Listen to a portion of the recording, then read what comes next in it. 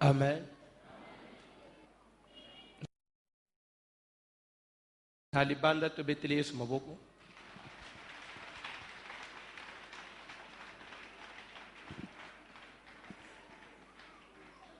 Bazotangela biso liloba na Nzambe. Actes des apôtres, chapitre 19, tubandi na premier verset. Actes des apôtres, chapitre 19, à partir du premier verset, nous lisons au nom de Jésus. Pendant qu'Apollo était à Corinthe, Na tango Apollos atikalaki na mboka na Corinthe, Paul, après avoir parcouru les hautes provinces de l'Asie, sima na ye kobaluka na Asie o ya likolo kuna, arriva à Éphèse. ayaki kokoma na mboka ya Éphèse.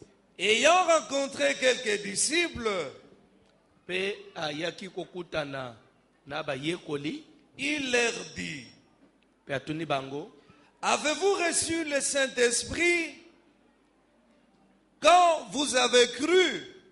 eske boyambaki mulimu musantu na tango bondimelaki? Ils lui répondirent: Bayanoli ye, nous n'avons même pas entendu dire qu'il y ait un Saint-Esprit. to tikala ata koyoka te bazoloba ke mulimu musantu wango azalaka. Il dit: Paulo alobi, de quel baptême avez-vous donc été baptisés? yango bateme nini bozwaki? Et ils leur répondirent: Bayanoli, du baptême de Jean.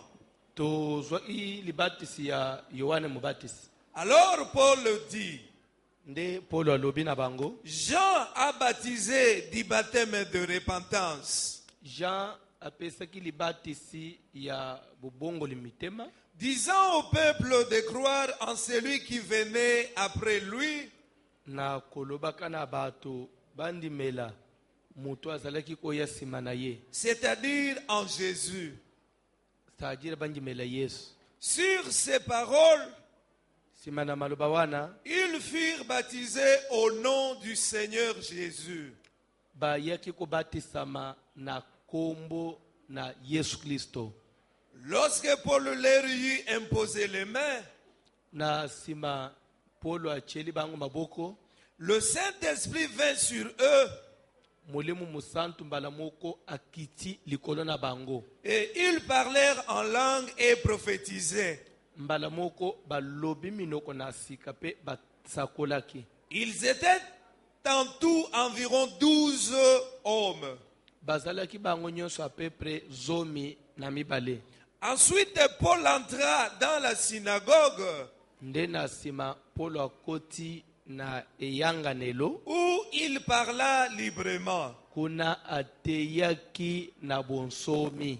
Pendant 3 mois, Nsima na sanza misato, il discourut sur les choses qui concernaient le royaume de Dieu, azalaki kolobela bato likolo na makambo oyo etali bokonzi na likolo bokonzi na Nzambe, s'efforçant de persuader ceux qui l'écoutaient. azosala na ndenge nyonso aconvaincre bato bazolanda ye. Mais Kasi comme quelques-uns restaient endurcis et incrédules, bamususu bazalaki na kati, bazalaki na bango kaka miteme 15 na tembe baboyi kondima, décriant devant la multitude la voix du Seigneur, liboso na bato nyonso bangangi baboyi na bango nzela na Yesu, il se retira d'eux, nde mbala moko Paul alungwe na kati na bango, sépara les disciples nde akaboli bato akaboli ba église, et enseignant chaque jour dans le col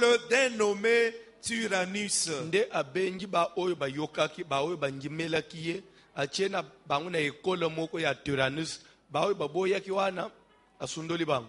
Cela dura 2 ans, Atikali na bao wana mbula mibale na ekolo ya Tyrannus, de sorte que tous ceux qui habitaient l'Asie, na ndenge te bato nyonso bafandaki na Asie, juifs et grecs, ezala bayuda ezala bagrek, entendirent la parole du Seigneur. baye koyoka liloba na Yesu. Et Dieu faisait des miracles Nde Nzambe azalaki osala bikamusi extraordinaires par le main de Paul, ya koleka me azosala yango na maboko ya Paul. au point qu'on appliquait sur les malades des linges. Ekoma ina niveau ke soki bake na bilamba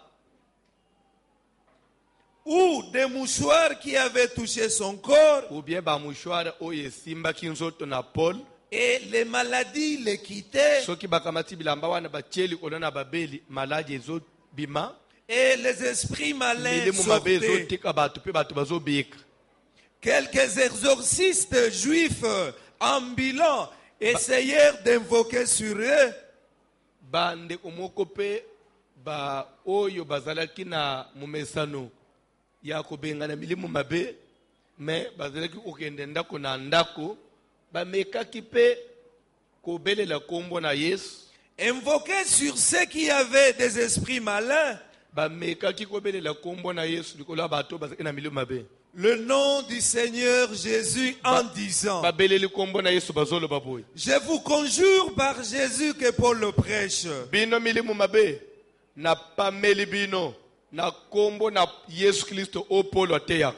Ceux qui faisaient cela étaient 7 fils de Sheva, Bato basalaki lekwana bazalaki au nombre ya 7, bazalaki bana ya Seva, juifs, bayuda. l'un des principaux sacrificateurs. Seva azali moko ya banganga nzambe bakonzi ya tempelo. L'esprit malin leur répondit: Mbala moko mulimu mabe eyanoli bandeko wana: je connais Jésus nayebi Yesu et je sais qui est Paul, mpe nayebi Paul soki aza nani. mais vous, Bongo bino qui êtes-vous? boza banani? Et l'homme dans lequel était l'esprit malin Mutu oyo mulimu mabe efandeki na kati na ye s'élança sur eux, asotele bango, se rendit maître de tous deux, 5 bakei mbango a récupéré mibale et le maltraita de telle sorte qu'il s'enfuit de cette maison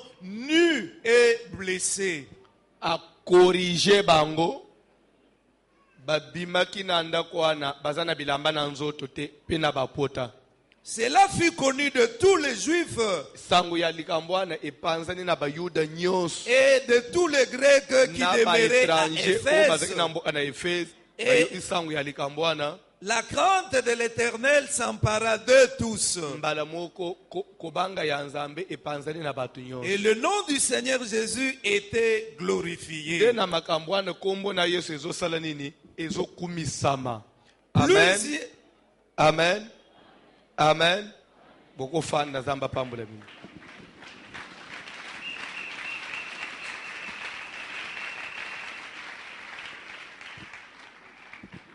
Naza na besoin opesa biso matoi.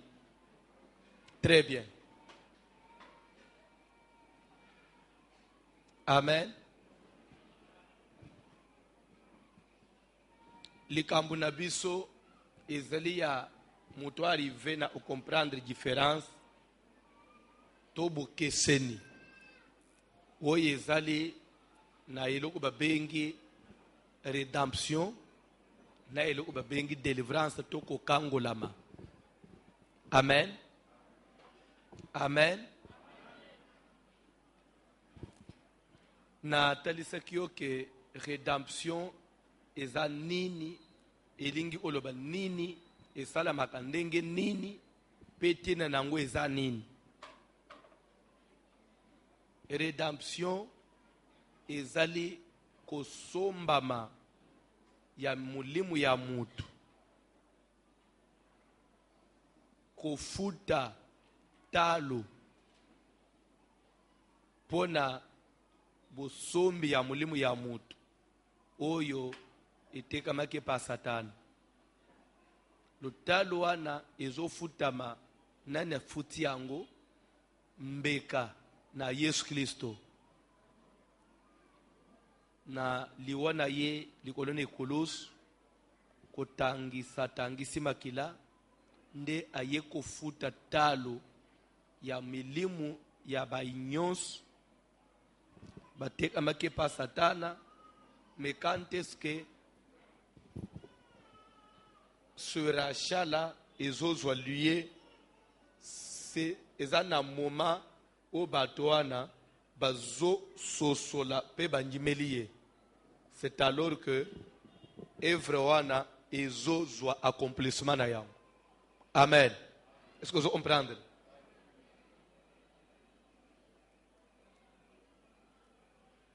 Ezali ko se expliquer na verset mu mukuse.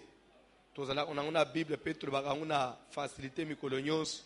Ezali Jean 3:16. Car Dieu a tant aimé le monde. Amen. Jusqu'à là, quand on dit Dieu a tant aimé le monde, en d'autres français, ça veut dire Dieu a aimé tous les hommes. Oui ou non? Amen. Dieu a aimé tous les hommes, tout le monde, ou le monde. Et il a donné son fils unique. Il a donné son fils unique pour qui? Pour tous les hommes, pour tout le monde. Amen. Afin que donc Dieu, lui, il a déjà donné aux hommes. Il a déjà sacrifié. Il a déjà livré son fils. Il a déjà payé le prix. Pour le monde entier. Mais, dans le monde entier, ça concerne Nani. Ça concerne afin que quiconque croit en lui ne périsse point.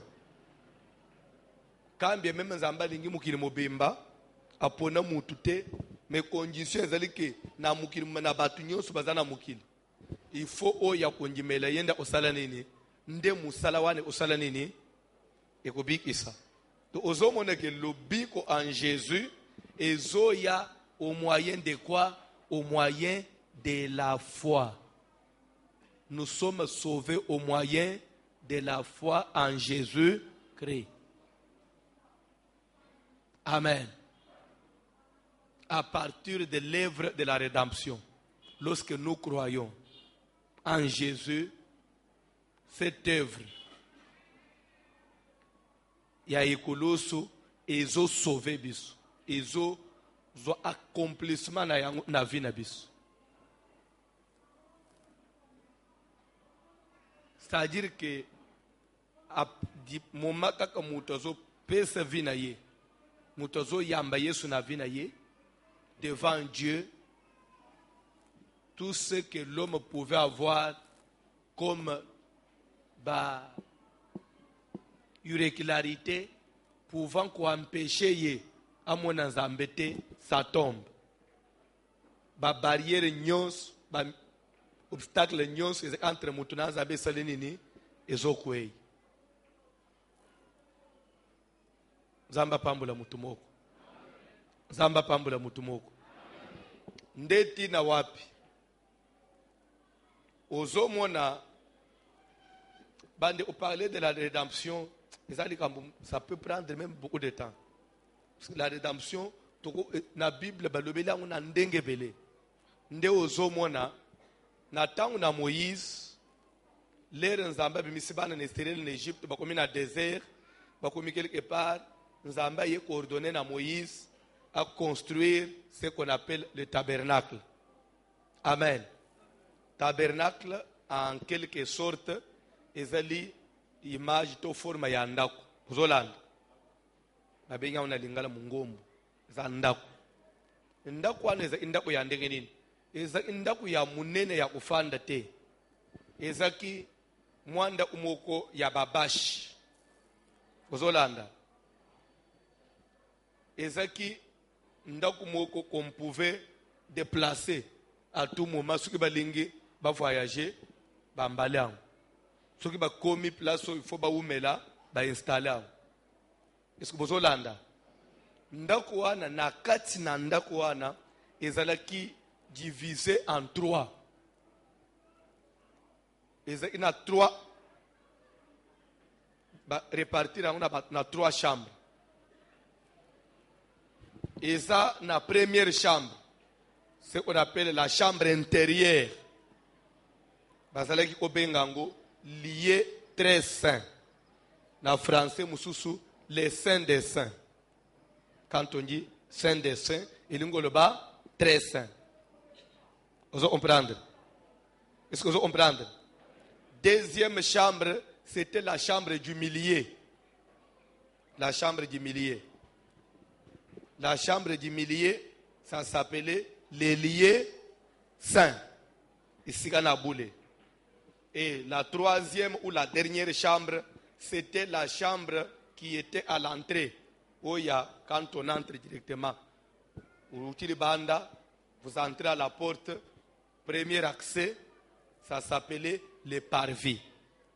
Vous comprenez? Parvis. Au côté de la deuxième porte, Tokei, lié saint, et troisième porte, lié très saint, ou bien lié saint des saints, les saints des saints. L'anda bien. Maintenant, puisque zanda kuya bash, ndakwa kapo, est-ce que même à ta séparation intérieure, et au sein de la mire, cette séparation-là était faite na ba voile lingi oloba rideau, par rideau à makas, il y a kilo ya poids. Nde bakabulaki nango séparation. L'anda bien. Maintenant, na répartition, ton a séparation yo, ni nezalaki ça servait à quoi? Tina weza inini. Oyebi ke Nzamba yebisa Moïse a fabriqué sanduku na mibeko. C'est ce qu'on appelle l'arche de l'alliance. Oyebi yango. L'arche de l'alliance. Nakati na arche de l'alliance. Ni nezalaki nakati. Nanda yebi. Arche de l'alliance ezalaki kamwa serke ya muke. Serke ka serke neto ya bana mike bakunda bana wana. Kamwa serke na ifinyiku. Ne arche d'alliance. Il y a Libaya fait des bois d'acacia. Fabriquer des bois d'acacia. Kamwa serke mugena ifinyiku. Maintenant nakati ya kamwa serke wana babomba ki biloko misato. Nde bafinyika ki ndeze osala valera ilo wana. Ya liboso eza inini. Pardon? Et le quoi liboso inakati ya serke wana ezali les deux tables de pierre. L'ère Moïse a maté na montagne ya Sinaï, Nzamba pesa ki les 10 commandements. 10 commandements et commandements il koya mabanga mibale. Amen. Alléluia. Toza inande umokwawa quand on dit les deux tables de pierre, alobi mesa mibale ya mabanga. Table pour lui table de pierre, mesa ya mabanga. Azo modéré pe alobi bandeko oyebi na sanduka mibeko zekina mesa mibale ya mabanga. Mais tu ne peux pas c'était les tables de pierre, non? Alléluia. Nzambe na makambo na ye. Kola pambola yo. Mabanga mibale. Oyo Nzambe akomaki na musapi na ye moko. Mabanga wana ezaki les 10 commandements étaient écrits sur les deux tables. Ndambwa. Et talaga libanga ezaki bakomina marqueur ezaki bakomina crayon tonanité libanga wana bataya baekri wana eza bataya na musapi na Nzambe. Donc Nzambe ye Moïse utaka déjà ici salama bongo Nzambe biswa kende nango wa enseigner bana na Israël lele batangisa mena place ya obombango bakende obombango na kati na sandu wana apare yango elo onini suba che ina kati ya sanduku wana apare yangu elo ya mibale ba che ina kati na sanduku wana ezalaki une partie de la manne webi manne oye bande kotombe obazi olia la manne oye bayuda baliyaki qui tombait du ciel webi la manne lipa wana obazi olia Nzamba pese bazi otana lola wana Nzamba ibise Moïse kata mwa retenya ya lipa wana bomba na sanduku wana et servir pour être de génération en génération et enseigner à battre. Moi, lipawana, des siècles et pour la rater. Ça, c'est le mystère de Dieu. eloko ya misatu ezali ina kati na sanduku wana ezali ise on appelle la verge d'Aaron. Amen. Verge d'Aaron. Verge d'Aaron ili uloba lingenda na alona. Lingenda na alona iutaki wapi? Vous allez vous souvenir na tango Israël bazotambula na désert. Bauti Egypte bazotambula basiba tsime rouge. Bas wana Moïse sazwi ba commandement. Bazotambula na désert. Nzamba yebise Moïse zwa tribu ya ba Levi. Israël ina 12 tribu, oui ou non? Zwa libota muko ya ba Lewi. Eza libota ngai nzambe wana eza déjà après makambo ya Aaron asasali veau d'or. Nzamba tombo eli bango après ba Lewi bazwi courage ya kuboma baninga na bandi ona bango po ndenga basalaki ngombe na yeke nde nzamba yeko kotika ba premier ne aye ko récupérer les lévites comme bazali une propriété privée ya nzambe. Vous comprendre? Et à partir de la tribu ya ba Levi nde place banganga nzambe bazalaki kobima. Vous comprendre? Et pourtant ce ko yebite Moïse avec ya tribu nini ya ba Lewi, Aaron avec ya tribu nini ya ba Lewi, et de la ba Mariam ya tribu ya ba Lewi. Maintenant façon makamuna nzambe zo kamba mela 11 tribus baye oyo jalousie. Comment Moïse yo prophète Aaron grand frère, Aaron était grand frère nandenga nzoto ya Moïse. Amen. Aaron grand frère na yo prophète. Donc Myriam prophète. Et ceux qui ont yébité. Alléluia. Kende kotanga Bible komon. Oyebi même mubali ya Myriam. Oyebi komone enan Ur oyo mukolo Moïse ena montagne bitumba ya Amalek. Soki Moïse tomboli maboko Amalek azu échec. Soki Moïse lembe maboko ekiti Israël bazu échec. Oyebi eloko wana. L'air Aaron l'air Moïse azolemba Aaron ba ye trouver que non il faut to salanine to simba amaboko na ye e matelikolo po l'air ye mu azotombola izolemba leta azolinga maboko epema muke to zozo échec ezaki na ndi umu oze ko aider Aaron comment ezaki aze usimbisa ye c'était lui le mari ya Myriam c'est meki ya Moïse bande unanga sikito luzuma ambwana en général. Est-ce qu'on se tribu bako imate? Non, Moïse makambu nyonso ka famille na yo. Prophète yo. Souverain sacrificateur, ton grand frère. Prophétesse, ta sœur. Ton beau-frère. Non. En tout cas, to sepelité. Nde mirmire kiti makasi. Les mirmire kiti est prêt même éclater.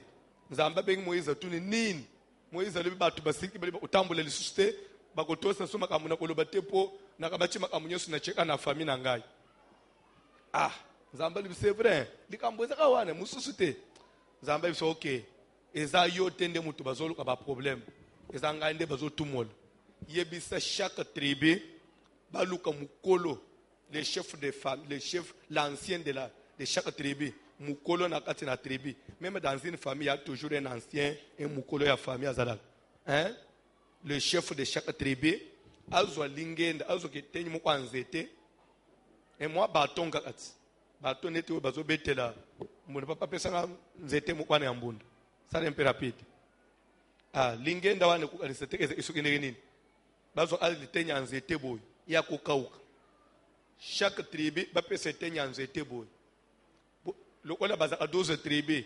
Banzete ko combien? 12. Maintenant pour notre tribu, il y a Balewi, tribu il y a Moïse. Nani o yazala imukolo. Puisque Aaron était grand frère à Moïse. Nani mukolo il fallait passer nzete entre Moïse et Aaron. C'était Aaron qui devait donner. Aaron peut passer yaye. Alors chaque tribu mutuna mutapesi. Bakamati ba bitenya nzete akoka okaboy. 12 ba totaliser. Nzamba yebisi Moïse zo ba nzete wana. Kende kotikango koma kombo mutu na mutoko makombo a tribu na bango likolo anzete bakomi tribu d'Issachar, tribu de Benjamin, tribu de Juda, tribu de Lévi bakomi bakombo nyonso likolo tribu de Ruben bakomi 12 mangenda bakei bapesi Moïse nzamba bise kende nango déposant une attente d'assignation. Mwanda on a chukolo bao. Hein? On a besoin de visa en 3. Déposant une attente d'assignation. Bokende bolal. Lobina tongo sukuboye. Bokotala lingenda na parmi ba mangenda wan. Oye kobota folol. Seke nde lingenda wana seke nde libota o nga inzambe na poni bato bakotela otambu sebino ti se ona seko. Moïse a dit ouais, vraiment en tout cas, ndelo otobande ko luka. Tolemba ipe makambo ya ba dictateur. Sala ka bongo makambo pe sala nini? Esila. Bokambi biso Petro. Tamusuma un peu échanger, tamusu ozala lelo, ata tribu ya Isakara pe ko kamba. Après pe mukolo mo tribu ya Galade. Entre bonzini na wefanyika na bino. Bakomi mangenda baina ba lingenda zomi na mibale bapesi Moïse. Moïse akenango atikina.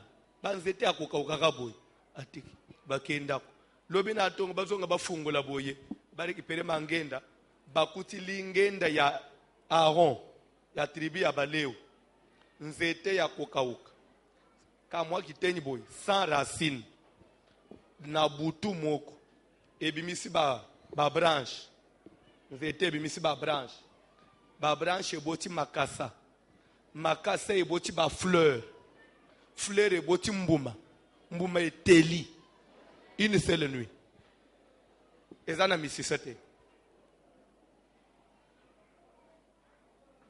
ya ba mususu kaka ndenge kauka kia kokauka kutubutu ale kau ili susu koleka etikali akoka onjire fimbo obeta bato kaka ya Aaron wana nde eboti ba fleur na mbuma pe eteli bandeko na butu moko.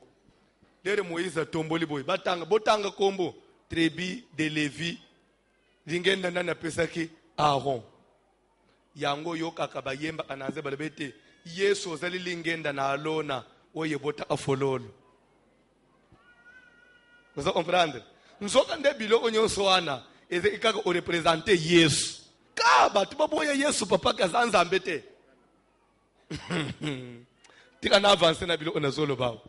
Nde nzambe yebisi Moïse zosuko lingenda ya alona wana eza dosuna mabo ya alona te kamata yango kende ko déposer na kati ya sanduku ya mibeko na arche ya alliance. Il y avait 3 choses. Il y avait les bâtons, la verge d'Aaron, il y avait une partie de la manne et il y avait 2 tables de pierre. Ça fait nde bilo misato wana nde babumba inaka mwa serike wana c'est ce qui constituait l'arche d'alliance. Alors, l'ensemble, il y a arche wana, ndeba bengi, nzambe na Israël.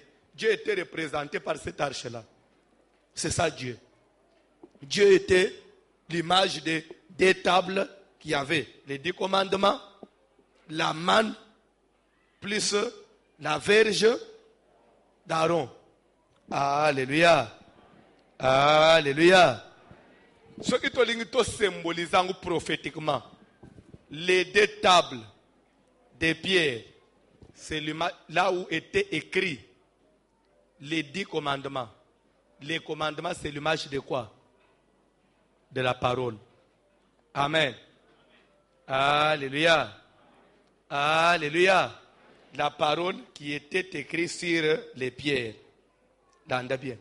Et à part la parole écrite sur les pierres, nous voyons un morceau de pain qui était or. Le pain servait à quoi? La nourriture. Tout le monde bien. La nourriture. Et troisièmement, il y a les bâtons, la verge qui avait fleuri. Aux Hollandais, ça veut dire quoi? Et lingi kolobake, susi nanzambe zalaka, soki mundimi aye pa nanzambe. Aux Hollandais, c'est pourquoi bazo imabanga. Libanga, c'est l'image, il y a d'abord un. Et ça, durable,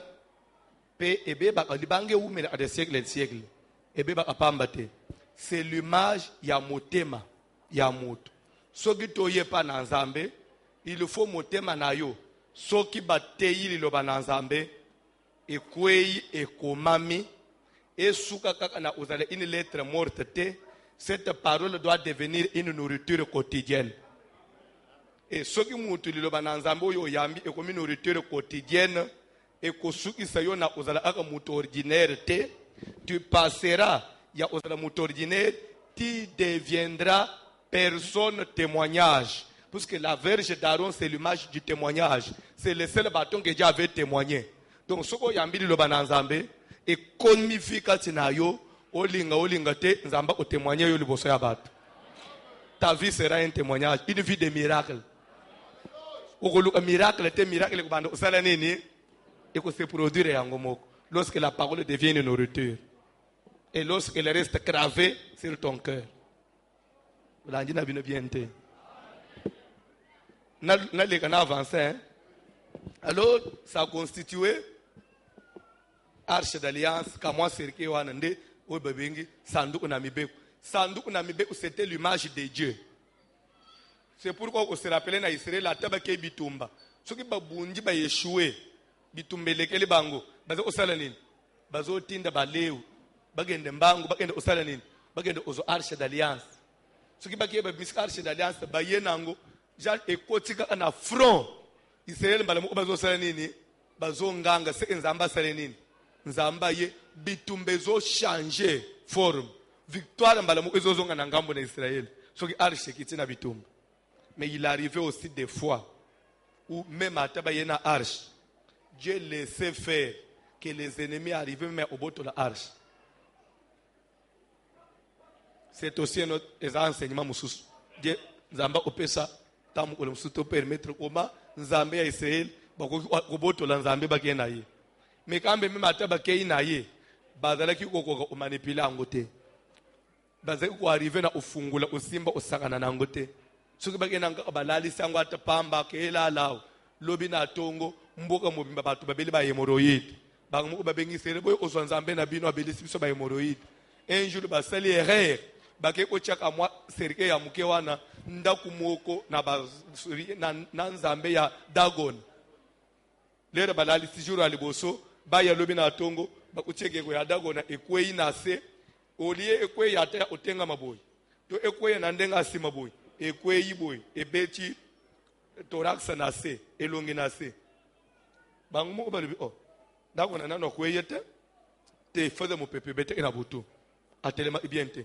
babongi sur place bavangisi bien après batiki sandu wana baya sulubi na tongo bakutida ona gweiboy babi no mbala mo babanyu gangira bato batelemisa kiye babi umuntu bozo iso lelo batelemisa bien baluki na batemwe babongisi na sebe no pafuma isa bien mais azokwendeke nini bakangisi etina basinga po kwele susde batika sandu liboso na ye le troisième jour baya ba uchipa seulement malgré bakangisa etina baba fixa kiye akwei pas seulement akwei abeti elongi na se na katani bitenyi misato makolo ekatani na mutu ekatani tron ekeiboy makolo ekeiboy mutu ekeiboy elingi olobanini elingi olobake tous les dieux de la terre devant les dieux d'Israël ils doivent finir par l'adorer. C'est pourquoi azaki so akwei azo elongi na se c'est comme pour dire que Dieu n'y que toi biso tozele banzambe tosalama na maboko ya bato toza na suka me yo mutu suka boyi ko ngumbamela yo loba lukili wana ye nga dango ne abato na boyi ba problème lukumwetikala ya yo adorer ye butumo bimbadako na zo adorer le Dieu d'Israël.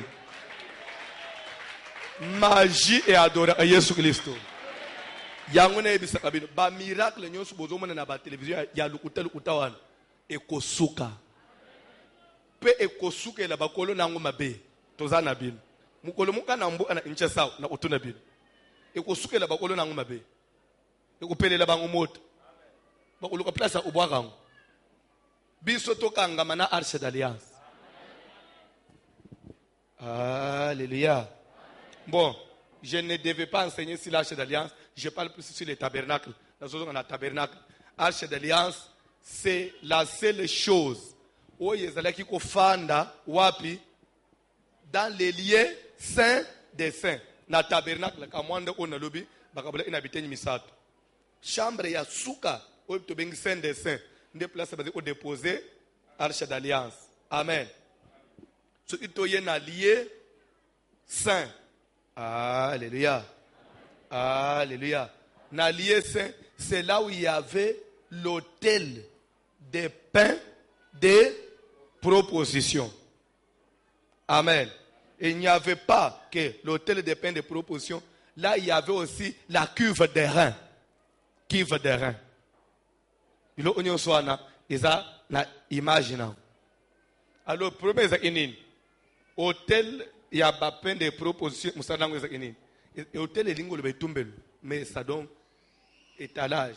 Il y a un cogni, bazocha moto, pe bazocha ba mapa ya proposition.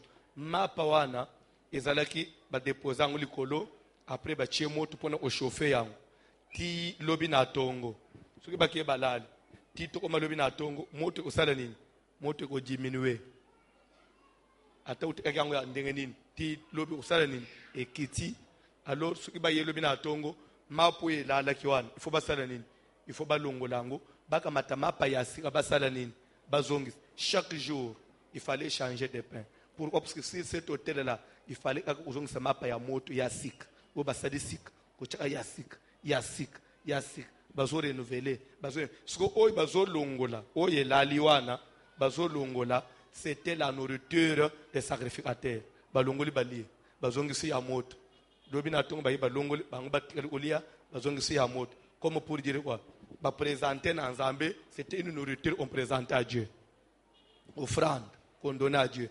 Dieu, au monde qui Zambé, on a zamulim, bah présenter bilei, mais à Goliath, à Zoli spirituellement, mais image ya mbekawana, bah sacrifier de basalenine, bah y va récupérer, bah les physiquement. C'est l'image même des offrandes que vous donnez à l'église. Quand vous donnez l'argent sur cet hôtel, physiquement, comme ça, ce n'est pas Dieu qui bouffe. Vous vous donnez que vous avez donné à Dieu. Dieu consomme spirituellement et le reste, on dégage ça. Tu bimisi li banda, mais c'est pas sacrificateur tolier. Bisonde tous amuno kwa nzambe. Alléluia. Alléluia. Mais, vous pouvez se rappeler qu'un jour, David est en exil. David est en exil. Naba soda na ye provision ici là bas bakenda ba viola loi bakota na tabernacle ba pilla bazua sans autorisation les pains de proposition qui étaient réservés aux sacrificateurs. David a dit on a ba soda na ye pe akufate et pourtant ce que mutu muso aller faut akuf mais David y a akufate. C'est aussi un enseignement. La kangi parenthèse. Mokolo mususu to osimba ya to zo avancer puisque nazo le sur tabernacle to avancer pour nazo nyo soit les images de rédemption nazo comme maintenant ndako wana ezalaki bongo ne pouvait avoir accès ou n'avait accès na lieu saint que les sacrificateurs n'avait accès na saint des saints que les souverains sacrificateur nganga nzambe mukunzi banganga nzambe mukunzi na Israël bazalaki combien azalaka kaka moko pour battre les missions mususu il faut que celui qui est en fonction meure. On ne peut pas le remplacer. Il faut akufa nde banome ya mibale soki akoli anoni akufi nde banome ya mibale bakoko zala mibale te fazala kaka moko. Alors le rôle du souverain sacrificateur azalaki nani? Il représentait Batu. Et pas Nzambe, mais il représentait Nzambe et pas ya Batu. Chaque fin de l'année, année lingé sila, tokota na année ya sika. Nganga Nzambe mukunzio to bengi souverain sacrificateur, il devait maintenant entrer dans les lieux très saints. Na isika ya sanduku il faut kota kuna une fois par an. Une fois par an. Pour aller faire quoi? Bozolanda, il entre avec les offrandes. Pour aller à Zomema, Masumu Yabatu, Mikumba, ba prière, Mikumba Yabatu, Nios, ba repentance, na ba réparation, Batu Basala toute une année. Il va déposer ça et pas dans Zambé. Pe azozo via sika. Vous comprendre? Bénédiction na biyanu ya Nzambe abimi nango pour communiquer na Israël. Alléluia. C'est pourquoi il faut te bandaka ane na Nzambe. Il faut te bandaka ane na Nzambe. Lere nganga Nzambe mukunzi azokota na lieu très saint. Lokole isikwana bazobenga au saint des saints. C'est que na ndenge ya esprit boy, c'était supposé comme si Dieu a fandaka na lieu très saint, saint des saints. Lokole sanduku ya mibe image ya Nzambe, c'est que Nzambe afanda akuna. Po sanduku ya mibe komoni ezaka mwa serike mu kwa muketi. Fabriquer des bois d'acacia na lobi keza ina bilo omisato na kati. Ezana couvercle. Mais couvercle na yango ya likolo wana. Eza couvercle ordinaire net couvercle ka ya tuba serike ite. Eza couvercle basala una mapapu. Mapapu lokola ya aigle. Et salaboy, des ailes et salaboy. Donc basala mapapu lokola d'abord qui finit ba finit serike, likola il finit mapapu pe, il finit mobile. Amen. Ba papu mi balewana baze ko benga les chérubins. Les chérubins. Chérubins lingo olbani ezali image ya ba ange protecteur. Vous comprenez? Na lola il y a les séraphins, il y a les chérubins. Les chérubins, quel est leur rôle? C'est la ceinture des anges où ezalaka autour de l'Éternel pour faire quoi? Pour veiller à sa sanctification. Ils sont là pour empêcher, parce que Dieu doit être toujours se garder trop saint. Il faut veiller que soyez comme place en Zambazate, parce que il faut mu santo. Alors, le collège Sikoyo, c'était supposé que Nzamba fanda anakamwa sanduwan, ndebache ima papumi balewan, pour dire que cette histoire-là doit être gardée dans la plus haute sanctification. Il y avait les chérubins qui veillaient sur la, comme donc, parce que battre l'ensemble à kat, pour m'binder autre konate. Mais ce que bande voilà, parce que les rébats qui font ça nada konate binomo, et les chérubins étaient là présents. Bah chérubins ne me demandent où bête d'agona na butu. Que yo, ozo poussa na ozo mimeka na oya biso, ozolanda, ola pambula mutumoko. Suko lokola sanduku ya mibeko, eza Nzambe bazo battre tina ba chérubins pour éviter mbindo babombiye na lié saint des saints. Nganga Nzambe akota kambala moko. Avant pe akota kuna, une fois par an, il faut se sanctifier davantage. Azo mi bulisi après akoti. Pe ata mi bulisi. Avant kote bazo kange singa na lokolo. Singa mulai bakangie na lokolo, singwa netikali tili banda. Singa wana bakangi pasele masinga bakangie na bichaka na lokolo wana. Babichaka na lokolo na singa. Suko bango batikali libanda. Pona nini? Lokolo yende kakakota kakuna. Avant kote fami bulisi. Tangu mususu ko mibulisa na ye ekokite. Soka bimina présence na Nzambe na mbindo moko, Dieu devait le frapper de mort. Faut que anakachwa na kufi. Gifele asarika rido boy. Il faut bambana uf. Soka mibulisa ibiente. Alors, lokola kufi, soka kufeli kuna. Moyen bino boko te boko ndo ozebembe ezate. Soka boko yebe pe ndenge nini ka kufi. Pe woma boko yebe qu'il est toujours vivant atazo umel. Il faut azala le razana kati. Asala abamu maleza nyingi sama oloboy. Libanda tozo ebichaka ezotela kecha. Cha aza viva. Pe tozo mona singezo nyinga. Ce que tu regardes, les soustes, c'est qu'effectivement, nous avons bomié. Qu'est-ce que fait? Bakobenda ka singa. Ebembene babindira una singa babimisi de bande. Bake bakundi, basu sacrificateur mususu. Vous comprenez?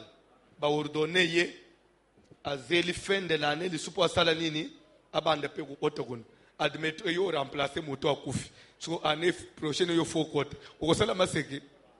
Okomibulisa ate 10 fois. Ozolanda, wana Nzambe na Israël, Nzambe obiso toujours anana ya. On ne se jouait pas de lui. Amen. Nous avons avancé. Alors je voulais tout simplement dire, maintenant, na lié saint, il y avait les sacrificateurs qui pouvaient entrer. N'a parvi, alléluia, alléluia, parvi, c'est là où le reste des enfants de Dieu pouvaient venir avec leurs problèmes. Ils se limitaient là bapesi baprésente bambeka na bango basacrificateur bakena on a lié saint baprésente epa na nzambe. Écoutez maintenant ce qui s'est passé. Na lere Yesu amati ne kulusu lere kaka batubili konga babeti basete makila na mayetangi abanji kusufira zonganga Eli lama sabachthani père pourquoi m'as-tu abandonné na sima ye konganga tout est accompli mbala moko asali. Ça veut dire quoi? Asali moto ekoyiboy na ikolos ela eseneni akufi lere Yesu akufi ni ulusu arandra masali kaka sur place ba kone zo sema na Golgotha na temple nini esalemaka mbala moko voile nyonso mibale na oyo ya premier mur ya saint des saints na oyo ya deuxième mur ya lieu très saint bavoile wana ebandika na likolo tina se pwa ekatani biteni mibale oyebi soki neti rideau tobeti na kwemboyi totandre yango ekangami na ba deux coins ekatani na katikati eteni ya gauche egendo wapi erejoindre mur eteni pe ya droite esalini erejoindre pe mur mbala moko etikali polele lere Yesu azomata na ekulusu parce que même tous les enfants d'Israël quand bien même ils pouvaient s'approcher na parvis, ils n'avaient jamais accès au monde. Les sacrificateurs aussi ne savaient pas voir ce qui était dans les lieux très saints. Donc chaque vie avait ses limites. Les enfants de Dieu se limitaient quelque part et les sacrificateurs allaient un peu, parce qu'il y a un pas d'avance, mais ils se limitaient aussi quelque part. C'était les souverains sacrificateurs qui pouvaient aller jusqu'à la fin. Mais même à la fin là-bas, ils n'y allaient pas tous les jours, une fois seulement par an. Donc vous pouvez avoir des problèmes. Vous offrez pendant une année pour vous aider à Nzambe kambala mu une année. Vous avez même ici le base ina Nzambe mais base ina yi constamment. Vous avez un problème, il faut poser la fin de l'année pour souverain ça fait que n'angwe pas Nzambe parce que tout ce que vous faisiez là, même lorsqu'ils présentaient leurs problèmes, ça s'est limité là-bas. Ils ont comme kuna agana suka ya mbule lere nganga Nzambe mkunze okende.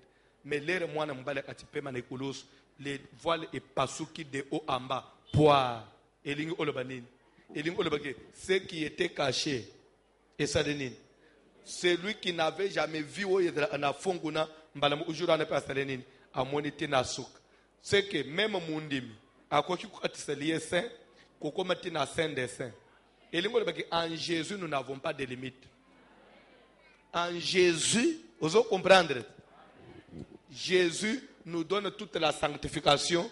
Il y a que je peux aller tina saint des saints et y revenir sans mourir. La rédemption. Au moins côté rédemption. Le biko et pesami il y a offert ba condition salenini ba barrière salenini et quoi. Mutu nyos est important landa. Même na parvis one. Les parvis là, les parvis ordinaires, bon, les parvis avaient aussi été aussi divisés dans les départements, comment on dit? Dans compartiment. Amen. Il y avait parvis des femmes.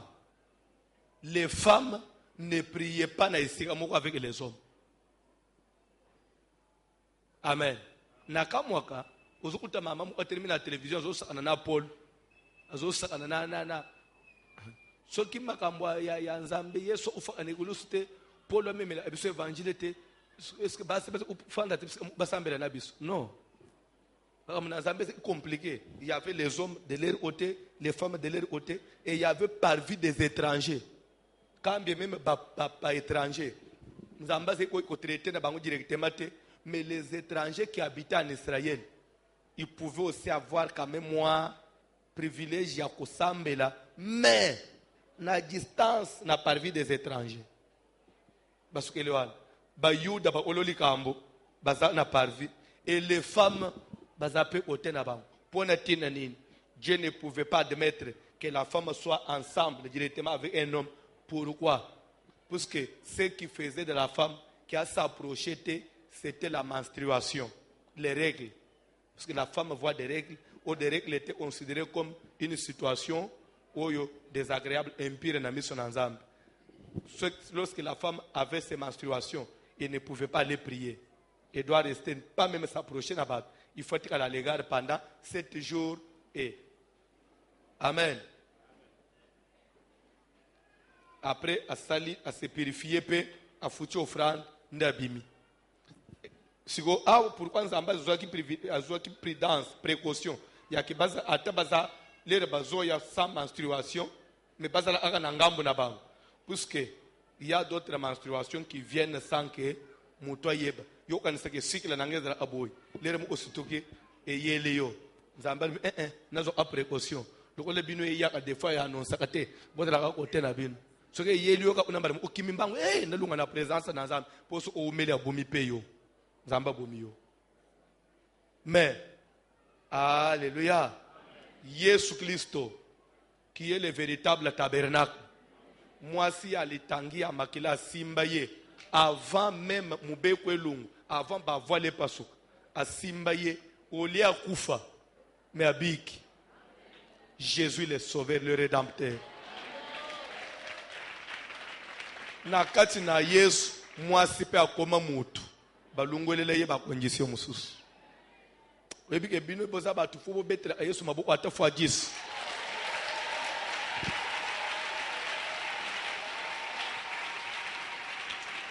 Soki Yesu ufaka negulusite, mbele lengo tofanja, mbele n'église aiza abiso ba papa, mbele bino bwana kwenkuna na ngamu confident na ngamu na kote na bino moko. Soki to sambe to amte to teleli bino kuna.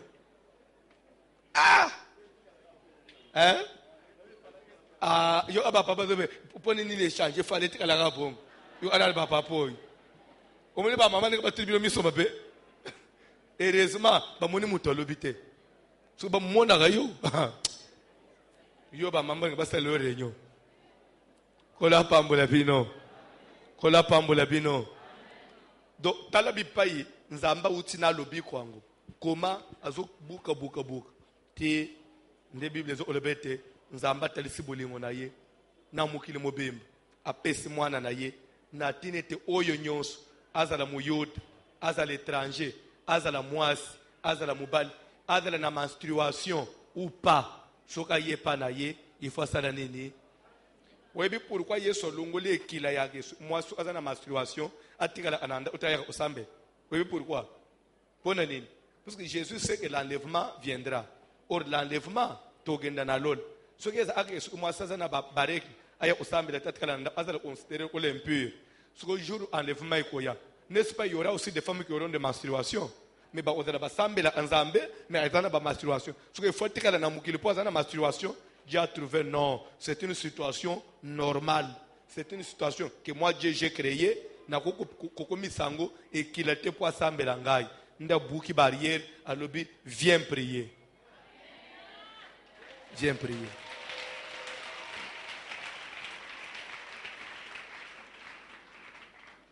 Kola pambola bin. Nakoloba. En Jésus, bilo onyon so na elongwe. En Jésus, moi si soka na ba menstruation, akola la na mobali na mbeto. Amen. Akola mbela mobali. Ako servir mobali. Mais sauf qu'il faut quand même, moi, ça y est, que même celui qui avait condamné ça, c'était Dieu, ce n'était pas le diable. So, ils n'ont pas condamné que le Koana. C'est que, ils en ont moins le homme on a cassé. À tailler au ces mesures de grâce, on doit quand même faire attention. Amen. Nous sommes en Jésus, bien sûr.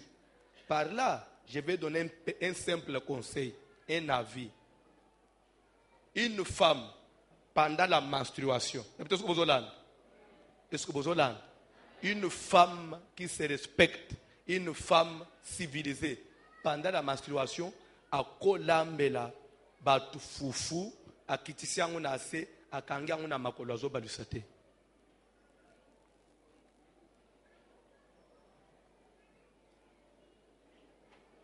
Ça l'effort, balusangu atana maboko. C'est un avis. Na lobby, c'est un avis. Kola pambola bino. Yesu Kristo pambola bino. La rédemption. Liwa na Yesu efongola nzela. Voile pasuka. Barrière longwa. C'est une fois mutu ndimi Yesu. Kaka na place na telemi awo. Azana besoin ya utambula te. Akende suki na montagne ya mangengengenge. Soit futa avion akende na Israël. Na kwenyo soko kikozala. Ba voile se longwa. Okobele lanzame nzamba sale nini. Même na ndako na yo. Okobele lanzame nzamba yo. À cause de l'œuvre de la croix. L'œuvre de la croix de la rédemption de Jésus-Christ. C'est pourquoi il faut te prêcher Jésus. Tozozonga na Matthieu na bandaki na verset ba otanga bazolo ba que pendant qu'Apollos était à Corinthe, Paul, après avoir parcouru les hautes provinces de l'Asie, arriva à Éphèse. Et il a rencontré quelques disciples. Voilà ce qui est étonnant pour moi. On n'a pas dit et il a rencontré quelques païens ou bien quelques hommes ordinaires. Paul a rencontré qui? Disciples, c'est-à-dire Banjim, des croyants. Batu basambela. Bandeko. Ce que Paul a dit, le biso ba pasteur ya lelo. Ou bien ce qui ba disciple wan. Ba de ko le bino banjimi ya lelo. Na lera kaka Paul atuniye. Avez-vous reçu le Saint-Esprit lorsque vous avez écrit? Balinga ba finga yi. Parce que comme on dit lelo le biso tozote ya. Na inchasa on nous traite de quoi? Tozo exagérer. Ce que yango ya pasteur François lingi so ola isanini yango. Que donc batu bazana vérité ya bango. Tete boba komi pe kolekisa. Bandeko. Paul atali bato ana teke lokola bazaba disciple na tika bango.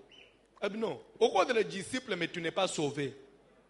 Ebele ya bato bazo sambela kombo na Yesu na munoko.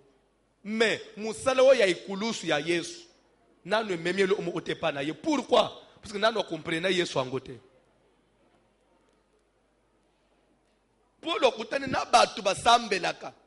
Biblia na maboko, lo sambo na munoko, a telemisi bango. A trouvé que non. Bien sûr, aux autres, aux autres sambe le même. Dans nos comités. Alors, vous pouvez le est-ce que vous yamba moulimu musantu? N'attends bon dimela. Bien aimé, le tout n'est pas de prier, mais il faut aller dans le Saint-Esprit. Saint-Esprit, ce n'est pas n'importe qui moutoko yamba. Moutoyamba, Saint-Esprit, quand? C'est lorsque il comprend la valeur, de l'œuvre de la croix. C'est lorsque la personne comprend la divinité de Jésus. C'est lorsque on doit arriver à recevoir Jésus-Christ glorifié. Alors le Saint-Esprit, pour certifier, pour témoigner que ta foi est authentique, il vient te sceller de son sceau. C'est pour approuver ta foi. Saint-Esprit est là, étiquette moko ya OCC. Les autres 50 produits sont conformes. Vérifié, certifié, conforme, et le Saint-Esprit na katina mutu. Yango zomona, Saint-Esprit n'est pas conditionné pour mutu yambaye, il faut qu'il soit baptême. Occupé qu'on soit baptême. Mais si on a nos soli la personne de Jésus, il y a un Saint-Esprit. Amen. Actes des Apôtres, chapitre 10. Oh, j'aime la parole de Dieu.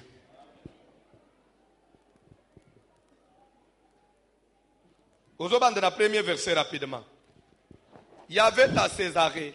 Actes des Apôtres, chapitre 10. À partir du premier verset. Il y avait à Césarée un homme nommé Corneille. Et dans la Césarée, vous avez un pardon? Césarée est le village, il y a Diacre Philippe. Place Oyo, Mukolomo Polo Kendaki, Akuti Bango Bazana retraite. akuti 4 jeunes filles vierges qui prophétisaient leur Paul pe aya kotina mabondeli wana après prophète mu agabis auta ijide akitipe na César akuti bango mbala mu akiko zo ceinture Paul abanji ko selia lobete l'homme qui appartient à cette ceinture ba juif ba ko lié de la même façon que nazo milié yao webi mboka ngoti ezana acte toujours dans acte des apôtres Césarée de Philippe. Amen. D'abord, on a Césarée de Philippe, dans le village, il y a Philippe. Maintenant, dans le village, il y avait un homme nommé Corneille, Corneille. S'il vous plaît, Tokei. centenier dans la cohorte dite italienne. Départ, origine, il y a un italien, romain. Azaki mundele, il y a Italie, romain, mais soda affecté na Israël. Vous se rappelez, les reyes sont au botama na Israël. Mboka na Israël, ils ont envahi. Na en d'autres termes, ils ont colonisé na ba italien. Ndenge biso peto la coloniser wana na ba belge. So ba italien ba coloniser Israël. Yango zoyoka ba italien ba parmi ba pouvoir we bomaka Yesu. Ils ba romet. Mais pas comme c'est plus que ba coloniser Israël na tangwa. Nde ozo mona so ozo yebate.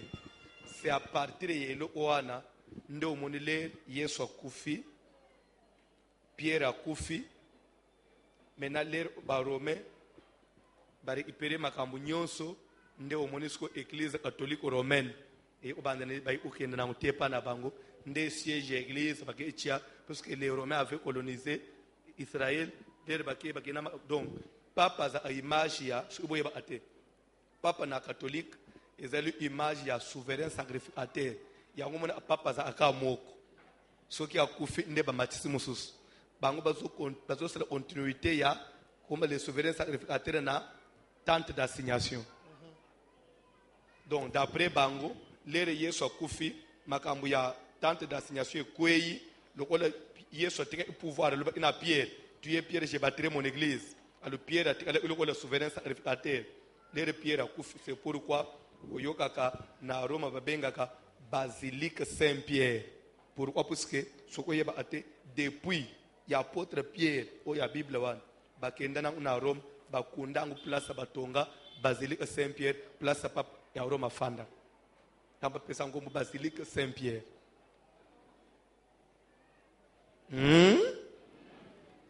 Alléluia. Est-ce que vous comprenez? Hein? Maintenant ces messieurs là sont militaires mais azalaka affecté na Rome na Israël, na Césarée. Mais c'était un étranger. Comme on est qui? Corneille. Dans la Bible, papa. Cet homme était pieux et craignait Dieu avec toute sa maison. S'il vous plaît. Quand on dit que Corneille était pieux et craignait Dieu, et dans la crainte de Dieu, il y a que Pesakadim assemble à terre. S'il vous plaît. Vous devez comprendre, connaître la parole de Dieu. Dans la vie courante, dans la cité, quand la cité, il y a d'autres personnes. Assemble à terre. Mais, azalaka correct. Azalaka muna mutute. Soka défini ngwa mutu, afutaka. Aswani sakabatute. Amela amasangate. Il y a des gens comme ça. Assemble à terre. Mais, ukutika nandenge ya comportement boy. Asa. Mais ukutiba tumusu azo sambele me kuluna. Bitumba mikolo nyonso. Amen. Lokola kala c'était en 2003. Na usana ba suivi ba samedi tukenda suivi na omina Kinshasa. Na samedi tukenda usana suivi pour quand même le dimanche ba to baye belene église. Tuzunga to otana le pan tuzole apa frère ba mama mu avanda ka. Total payer. Et tant tuzunga to kota tuzana na porta clôture makele na le pan. Boniko sakana na ngaboy. Yo anisini nyango. Bolokona komiko sambela ndeko mina sala bona bino batu bo sambela na loba sute bino batu bo sambela na kochana Biblia pembeni na betio na bukio pe oye na moi na betio o Yesu na butu Yesu na ngai akutani na yo lero azoloba wana asakangeli liputa na bajeno bazo aka turu ya kantine na pombe biso pe mbala moko tokoti na lupango bana mbala moko batali pasteur François babisi mama pasteur akoti ye pe azana maloba ya muno yazoloba ke na beti yo na bunzoto oye na mulimu Yesu nanga utani nayo bana mbala mama tala pasteur asota na liputa mbala una chambre baba 2 minutes après bimi papa alléluia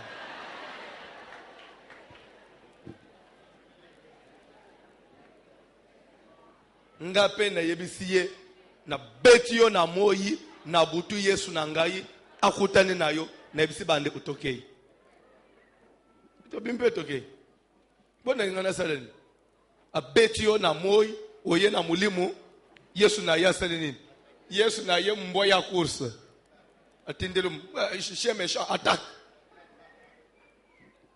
gola pambula bino il y a des personnes de nature comme ça asa analika muna mutu te mais zana batu musu basambelaka escroc bamelaka batu te l'église c'est pourquoi likambo ya mutu kozala correct ezana likambo osambela te c'est vous dit vrai likambo d'abord ya mutu kozala correct eza d'abord pe caractère ya mutu même kokaba oyi kokaba ngane bisa batu ke kokaba n'est pas chrétien kokaba eza d'abord na tira mutu mususu akole pa na bango bakola na vie ya passe tellement que bazali kolamba mwa fufu ezomona na muke des fois ezobela na ba 19h soke beli mama na bango atalobike bakotonda te ndio omona atali bana bazosana na bana ya baningeli bana ndio omona zobenga mwana na moko yaka sokola mwana otinanda kota na shamba alibina mususu yo ososeli devoir yaka kota na shamba abina mususu ifalo melekisiti yaka akotibino na chambre bloquer porte ndabi misifufu boli anoki bole apangu sibino mbebu oye tikala tindiki na seambeto alikusuku bobimi batuni bole etolete boyokia family banda botini bochi wapi nakenda kumelekisi musali mama kenda uchanga isina pota musali binakenda kubongisa bakaye ubantu kusana nabangu bino nanzala ndo ande bauchi oli mutu yabongo atakomi mukolo yo alisa ukabele bino lo atala obali mwasi aboyi akusunga bande unayo akola na muyimi ya famille ya formation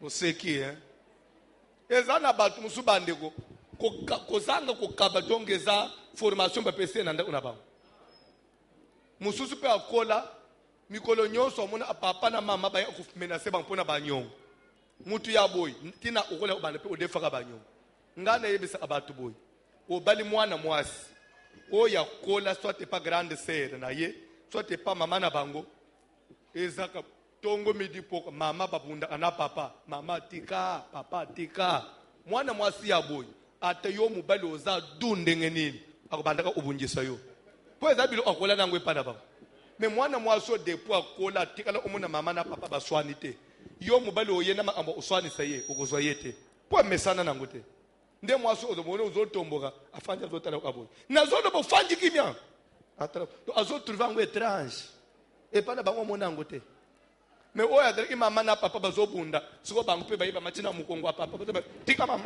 tika mama obale mwasi aboy mama siko na sewa nazono ba bobenda ye akwe obumangai benda ye papa bazobeta tika mama bazocha papa manzana après papa patindi bango bino na umbojire bino azongi otoy mama pa boma albi Christian ya ana zete beta izonze te ana beta ye ndeo moni bosekate so imabala ya kala eza ina bible te baza ina likamuna nzambe te il réussissait dans le mariage bato baze ko bala il tenait compte à ba famille mwana mwaso na zobala comportement ya papa na bango na mama na bango bazalaka est-ce que le papa na bango eza amakele est-ce que tout ce monde maman na bango papa na bango mela masanga na kwe alala na se osomo na mama na bango bunda alors biloko wana bali mwasi ya boy okozala na kimia mais lelo biso tozo bala beauté beauté ozo tenir compte na ba donc azana nzela mini okutomana masa bantu no garçon aza bogare moko no aza jo moko tika mais ozo ba jo moko tika papa na bango azala ka kei na coin ameli alangwe asubi akwei na se bazoya na brouette muna ba na quartier ba na brouette mbango ba otina le panga ba esi papa na bini yeyo bazo obali mobali ya boy ndemi balo bayi akaya kolangwa mikolo nyoso epa na biso natikala umuna papa alangwa tena olangwela wapi umuna makambo na zoba ba musuba za ba victime na yango ozo utelibala mobimba baswana kakaka baswana chaque jour bakang po bazala kimia il faut bazolo banate yo bazolo banate ya kangelo ngakanga ndi bafanyi mwa kimia po balo banate bamboa mais ezana baninga mususu ba viva anali balonjile ba camarade onjile ba camarade ndio umane sokotale ba balungela nga una balungela uyo una wapi no msazo baka mama bala na bayango na mona ututena na utepoyo betili bakwa mabe obala barabas les fameux brigands ndio utamubali so atreme bandi ofinga mwasi mama na yo pe boniko yo mama na ngande koba mama na yo pe yo zosikana na ngai na ko beta na ko beta yo wana libale ya bat lobi siko moni bangu na lobi na ba 16 umoni mobali siko la chief uniforme ya chemise aliputa mama pe beti yangu na dibaya tai bazo ya na église bandoke ndio umone pe leki yo na ke fande pa ya na kasabu ya na biso abala ana kasabu na enda ufande pa ne ko kenda ufande pa ya modelo anate akubebi so bisale okutika ya na mbale baswana amikolo nyoso ko fanda na nda una bangu te bible zo ba les mauvaises compagnies corrompent les bonnes mœurs qui mazonge pa na bino ndakwa bandoki ufanda ngote kola pambo la bino tanga biloko papa Corneille un homme pieux. Cet homme était pieux et craignait Dieu avec toute sa maison. Il faisait beaucoup d'aumônes au peuple et priait Dieu continuellement.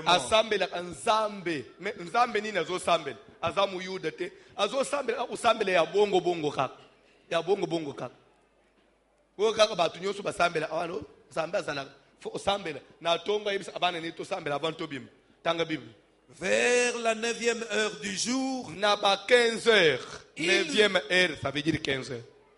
Il vit clairement dans une vision un ange de Dieu qui entra chez lui. Il vit clairement dans une vision. Lorsque la Bible dit il vit clairement dans une vision, c'est qu'il y a aussi d'autres visions qui ne sont pas claires, qui sont floues. C'est pourquoi j'ai toujours conseillé aux prophètes, quand vous priez, demandez aussi à Dieu qu'il puisse te faire grâce d'avoir des visions, de voir des visions claires. C'est que ça clarté. Et ça clair, et ça flou. Mieux vaut y offendre de benga Corneille. Corneille voyait des visions claires. Tanga biloko. Un ange de Dieu qui entra chez lui et qui lui dit, Corneille, le regard fixé sur lui, et saisi d'effroi, il répondit, qu'est-ce, Seigneur? Et l'ange lui dit, tes prières et tes aumônes sont montées devant Dieu. Et il s'en est souvenu. Envoie maintenant des hommes à Jopé tinda sikawa batu na Jope et fais venir Simon surnommé Pierre. bengisa Simon na oyo babengi na kombo ya Pierre. Je vais vous dire quelque chose. Si kosambela kosala bolamu ezalaki yangwana nde okokaki osauver mutu, Dieu n'allait pas envoyer un ange chez Corneille pour ayebisa inviter Pierre, puisqu'il était déjà un homme pieux. Il craignait Dieu, oui ou non? Il faisait beaucoup de monde. Mais l'ange vient, il lui dit, bien sûr, tu pries, tu crains Dieu, tu fais beaucoup de monde, mais ça ne suffit pas. So okufi ozala sauver te. Il faut Pierre omananda onayo. Ate yo Yesu. Oyeba Yesu nandenga bien, oyamba muli musanta. Ebele ya bato bazo sambela, defo bazo mipesa na osala bolamu na kokaniseke bazana nzambe. Nzambe suko yebi bien te. Tu n'es pas sauvé mon frère. Tu n'es pas ya. Nzambe ça partout. Nyon se à l'église te, mais Corneille aussi prier continuellement. Voyez des visions des anges. Zolo tabandote zo okisama, mais ça na lobi côté. Boni le bafani na l'église bazana lobi côté. Mais bazana ba Bible na maboko. Papa tanga bilo rapidement na sili. Verset 6e. Il est logé chez un certain Simon, corroyeur. Ba vision ezala na dimension. Na vision bazo pese na adresse na mukolo lupango place afandi. Toke papa. Dont la maison est près de la mer. Dès que l'ange qui lui avait parlé fit partie, Corneille appela 2 de ses serviteurs et un soldat pieux d'entre ceux qui étaient attachés à sa personne. Et quand on dit un soldat pieux, un soldat correct, un soldat honnête, que l'honnêteté, même si les militaires, tout n'est pas ya que on a lati sukutu. Na simba ka munduki seke nzamba mona amabe ya basoda te obeta obotola ofinga te nzambe amona kabiloko nyonso. Amen. Na kumisi nzambe na kanisi lelo na vers boulevard là-bas vers côté ya ville na embouteillage na moni roulage mokwaye na ba feu rouge asengana it's abisenga voici l'homme nzamba pambulo batelo makasi abi umoni naza roulage depuis na komba kolanda yo esunganga na ebele na bongwana na ndengo loba ake atoza roulage qui landela logique aloba natika ba vanter soki mutu azana norme natika aye matena esunganga mingi po naza roulage mais naza mwana na nzamba. Abe depuis na landa yo na bénéficier ebele nzamba pambola yo mbala mu ope fait vert peli ati ngana leki bana na nzambe bazame na ba roulage bana na nzambe bazati na fac tina la police bana na nzambe bazati na ba magistrat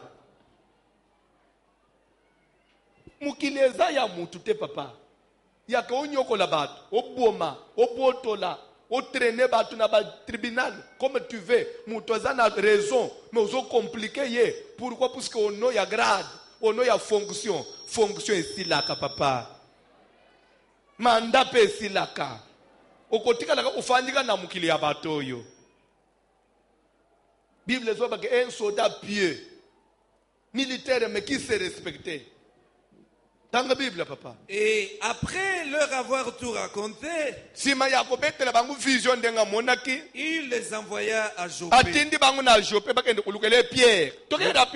lendemain, comme ils étaient en route,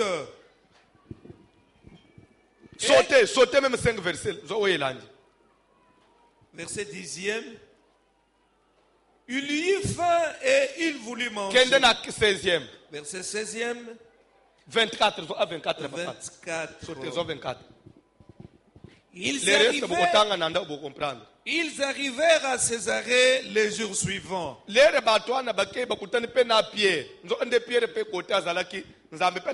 Vision que nazotinda batu moko okende na famille na kuboyete puisque pour Pierre abima andima okende chez un italien le juif na tangoan ce n'était pas facile, il fallait nzamba convaincre.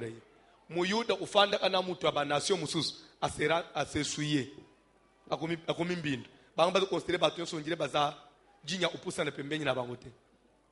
To avancer papa. Corneille les attendait. Corneille abande kozela bango Pierre aye akomi et avait invité ses parents et ses amis intimes. Corneille abengise ibaboti na ye na baninga na basoda oya motema baye koyoka pe lisolo oyo na vision amoni na bapayo bazuya nanda unaye. Lorsque Pierre entra, Natangu Pierre akoti, Corneille qui était allé au devant de lui, Corneille akwende kutoyamba ye na porte, tomba à ses pieds et se prosterna.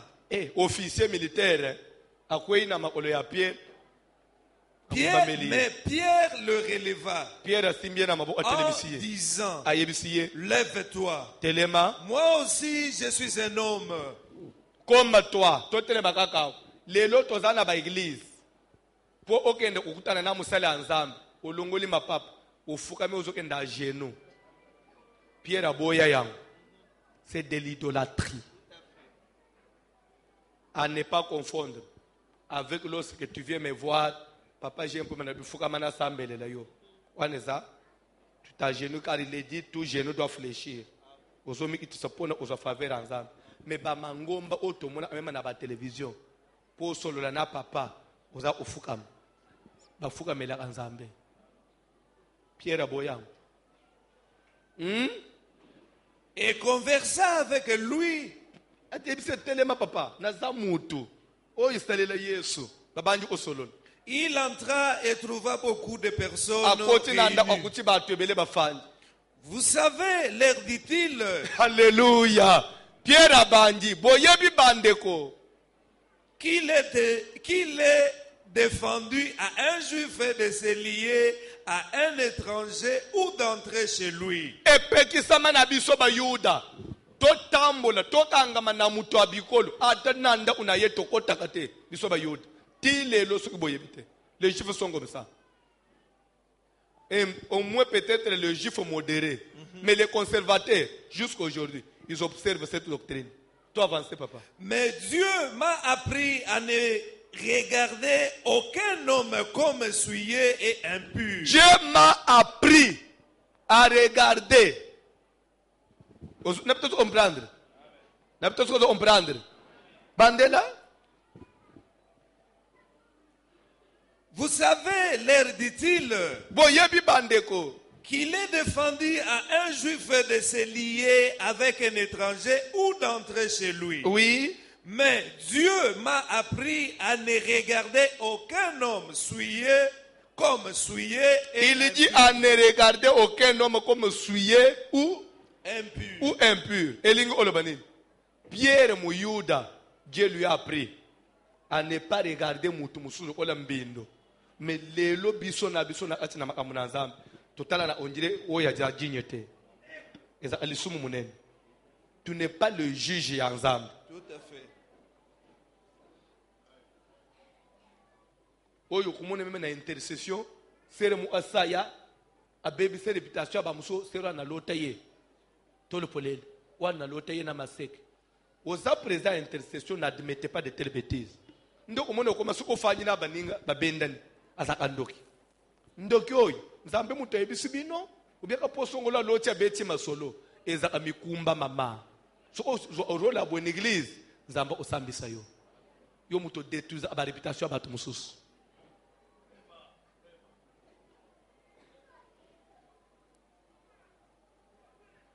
Keba nzambe ayebisi Petelo respecte mutu po oyebi te yo ko trouver mutu mbindo te po yo mutu sanctifiaka te. Ngai mukolo bato na ngai na njimi bango ndenga bazawana kaka na ndenga na yewana nzamba benji yawo yo zo trouver azajigne te ya kozalao so lingo tinde ye wapi kaka yo nde oza correct yo nde oza kamalamu bato musuba za kamabe serwan itada maneza abiente muna mama wan itada maneza abiente oso muna pena nena itada maneza abiente papa yo tina ba serviteur mususu yo so muna bango itada mama be donc yo ozo mona koleka na voici l'homme te pasteur onje na ibite so pasteur basi ba mvute ye même na kama andenge na fanda kana mutwana pasteur on vuteka ngayo ke baka na yo hein tanga bilo o papa. C'est pourquoi je n'ai pas eu d'objection à venir. Na discuter était pour venir ici car Dieu m'a pris à ne regarder personne toke papa. Puisque vous m'avez appelé, je vous demande donc pour quel motif vous m'avez envoyé. Corneille dit, il y a 4 jours,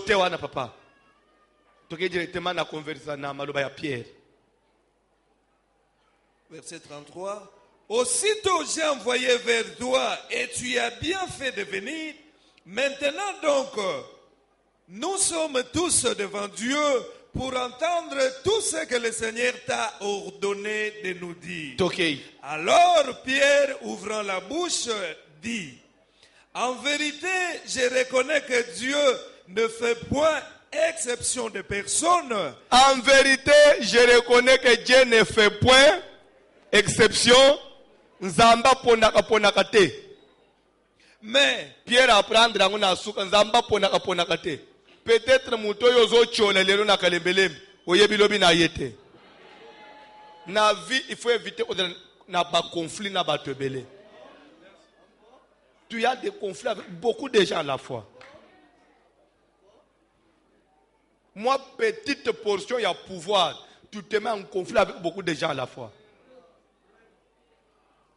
Toi avancer papa. Bon vous le mandez aussi. OK. Mais quand toute nation, celui qui est grand et qui pratique la justice, lui est agréable. Okay. Il a envoyé la parole au fils d'Israël. Il a envoyé la parole. Le salut, c'est à partir de la parole. En leur annonçant la paix par Jésus-Christ, qui est le Seigneur de tous. Corneille priait. Mais il y a bien. Ebele ya batu na inchesi foto te bangu Yesu na ndenge ya pendant que Pierre bokutanga na papa sukela watu pendant que Pierre azakoloba amuna Yesu abandi ko telisa Jésus oy ba sala iboy ba se iboy Bible est sur place Saint-Esprit quitte et quitter le na ba voisin o ba yaka koyo amatei nanu ba sala repentance te nanu ba zui ba tema ya maite nanu kutu ba suitan ya kosolola na Pierre te. Bazui Saint-Esprit. Saint-Esprit, c'est le salut éternel. Pierre Situki. Alors, Papa, il y a besoin Saint-Esprit au même titre que nous. Ah non. Papa, il y a besoin de sauver. Kaka pati ya lilo baba yokaki. Lobi onayo, et qu'on a trahi à partir de l'église au fangi face au président comme à Nzambe. Vous te prier.